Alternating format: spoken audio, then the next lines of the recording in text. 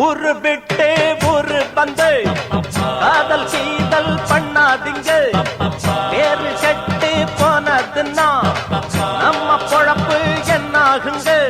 விட்டுடு தம்பி, இது வேணாம் தம்பி, இத்தனை பேரு வீடு உங்களை நம்பி. அண்ணாச்சி என்ன எப்போது நீங்க தப்பாக என்ன வேணாம்.